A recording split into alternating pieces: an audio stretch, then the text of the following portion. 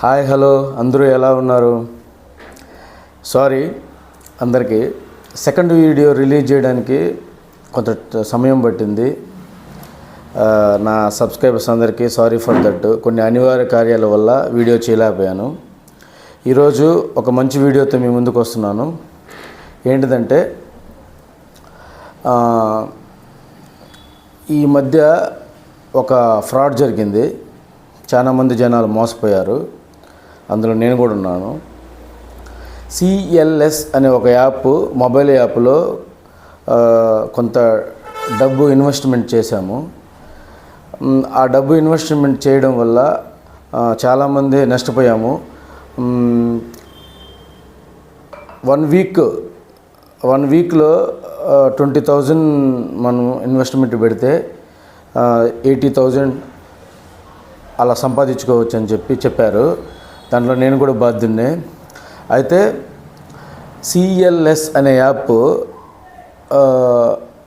యాప్లో మనం పెట్టిన అమౌంట్ మనం ఎలా వెనక్కి తెచ్చుకోవాలి, తర్వాత దాని నివారణ ఏంటి అనేది మాట్లాడతాను ఇప్పుడు.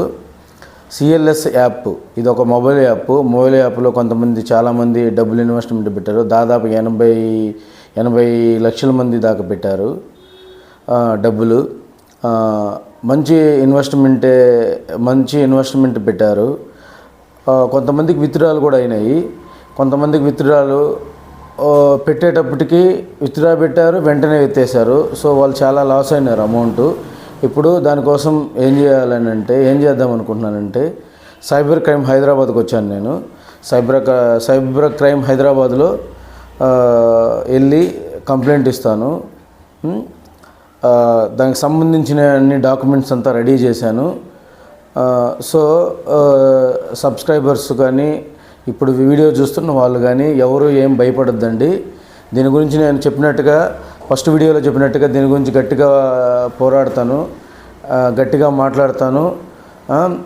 రేపు వెళ్తున్నాను. మళ్ళీ వెళ్ళిన తర్వాత ఏంది దీని రిజల్ట్ ఏంది, సైబర్ పోలీస్ వాళ్ళు ఏం చెప్పారు అనే దాని గురించి నేను మళ్ళీ మీకు వీడియో చేస్తాను.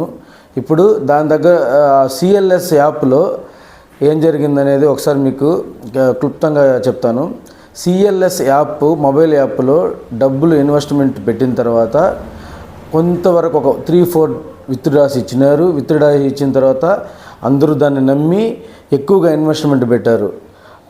ఎలా ఉంటాయంటే, ప్రోడక్ట్ మీద మనం ఒక ప్రోడక్ట్ కొనుక్కుంటే దాని మీద మనం ఇన్వెస్ట్మెంట్ పెడితే మనకు డబ్బులు 1 డేకి ఇంత ఎర్న్ చేసుకోవచ్చు, అంత ఎర్న్ చేసుకోవచ్చు అని చెప్పడంతో చాలామంది, నేను కూడా బాగా టెంప్ట్ అయ్యి కొంత ఇన్వెస్ట్మెంట్ పెట్టడం జరిగింది.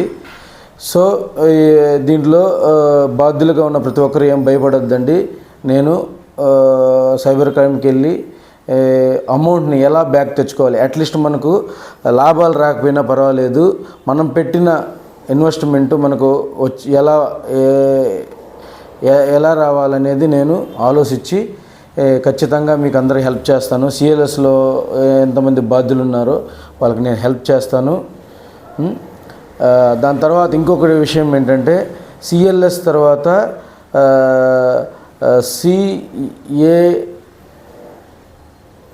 ఇంకొకటి ఏదో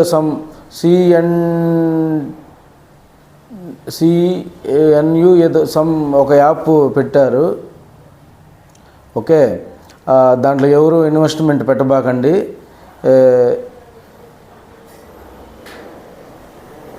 ఇప్పుడు అందులో